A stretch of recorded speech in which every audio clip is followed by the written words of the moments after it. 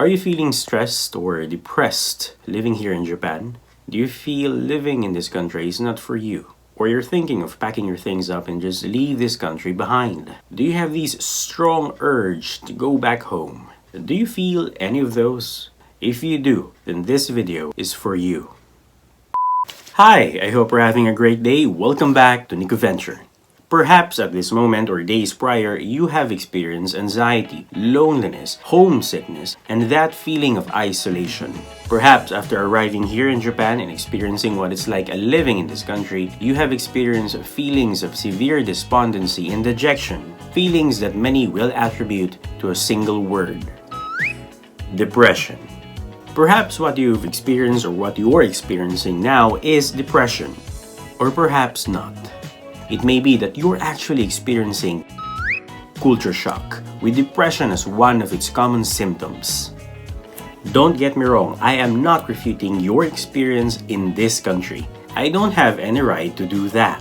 What I'm trying to say is that we are the same. I also experienced melancholia when I moved here to Japan. I was lonely. I felt isolated both from the natives and my fellow countrymen. I was depressed and it affected my performance on duty and study. I felt like the only right thing to do at that time is to pack my things up and go back home. Nothing else mattered. However, as time passed by, I broadened my mind and asked myself, why did I fall into such a miserable pit months after arriving in Japan when I was full of genuine exhilaration on my first day in this country? That was the question which pushed me to look for answers. And then I stumbled into this. Okay then. It's the mind-boggling. At first I was like, what the? Culture shock? Really? That's jet lag, right? That thing you experience when you're inside an airplane. Oh, how ignorant was I.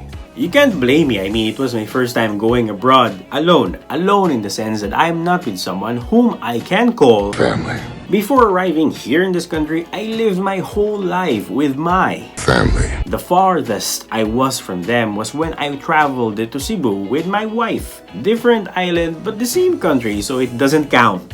I initially refused to believe that it was culture shock. At that time, for me, culture shock was transient. It lasts for a short time and it doesn't make you feel depressed and isolated. And then I stumbled into this. I read a lot of articles about this, and by doing so, it gave me a new insight, a new understanding of what I experienced, of what I am experiencing right now as a foreigner in a foreign land. As it turns out, culture shock is all but transient. It affects people living far from home in unexpected ways. It can be caused by a range of things, both big and small, but it's more than simply being unfamiliar with social norms or experiencing new food. It may last for months or even years, and throughout that time, one will undergo the 4 stages of culture shock. And get this, I actually went through those 4 stages twice. The honeymoon stage. The honeymoon stage is the euphoric stage. It was at this time that we were fascinated by all the exciting and different aspects of our new life here in Japan. We became infatuated with the Japanese language, the Japanese people, and of course, the Japanese food. It was at this time that we felt that our move to Japan seems like the best decision we ever made. The best decision we ever made. We find the natives both hospitable and friendly. However, the honeymoon stage must always come to an end. The frustration stage. As the exhilaration of being in the land of the rising sun dissipates, the fatigue of not being able to understand the unspoken rules, the cultural norms, the language, of course, the language sets in. The simplest of things sets us off. Disturbed sleep, indecipherable chatter between the natives that you happen to overhear, and not being able to order food easily in a restaurant. All those things triggers frustration. It is at this stage that bouts of depression and homesickness become prevalent. Physical symptoms can also appear. In my case, I often experienced minor health ailments as a result of my transition from the honeymoon stage. It was at this time that I often skip class and just lay in bed and cry myself to sleep. I often get febrile at this stage. I lost weight, a lot of it. The sad thing is that the Japanese people who should have given me support to ease my transition to their culture never understand any of these. Instead, they saw my mistakes and punished me for them. Naturally, it made me more depressed. The urge to go back home became stronger than ever before. But wait, there's more.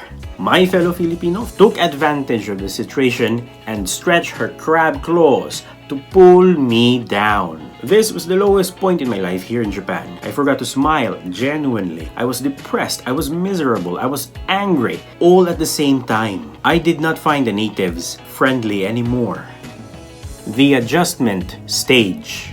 Fortunately, the frustration stage will always come to an end. It is in the adjustment stage that our life here in Japan gradually starts to get better and routine sets in. I eventually got my bearings and became more familiar with Japan's way of life, food, and customs. I made new friends, both native and foreign, and had a better grasp to the Japanese language as well. Don't get the idea that I was perfect at this stage. No. I still experience some difficulties at this stage, but at this stage, I can approach them in a more rational and measured way. The acceptance stage. This is the final stage of culture shock. After wrestling with the previous emotional stages, I now feel comfortable here in Japan and, well, I guess better integrated because I no longer feel isolated and lonely. Liar! Well, sometimes that is. Longing for family, for me, will always be there, especially when you have a 3-year-old child waiting for you back home. Needless to say, I am currently at this stage of the culture shock. I may never get back to the heightened euphoria of the first honeymoon stage, but at the very least, I no longer cry myself to sleep anymore. Liar! And get this, I actually went through those 4 stages twice. Yes, I actually went through the 4 stages of culture shock twice. The first was when I was studying Japanese language in Ehime Prefecture, southern Japan. Just when I was to accept my new life in the Japanese countryside, I had to move up north, here in Kobe City. And I basically went back through the first stage of culture shock upon arriving here in Kobe. That's because even I was still in Japan, there's a huge difference between rural and urban Japan, and that includes the people living in those places as well. It is inevitable. Culture shock is inevitable. It is an intrinsic part of living overseas. Whether you like culture shock or not, it doesn't care about you. It is important to remember that culture shock is normal and most people go through it. An effective way of dealing with culture shock is to keep an open mind and to welcome the surprising experiences as they arise. Try to avoid hiding away too much. Get out there and explore.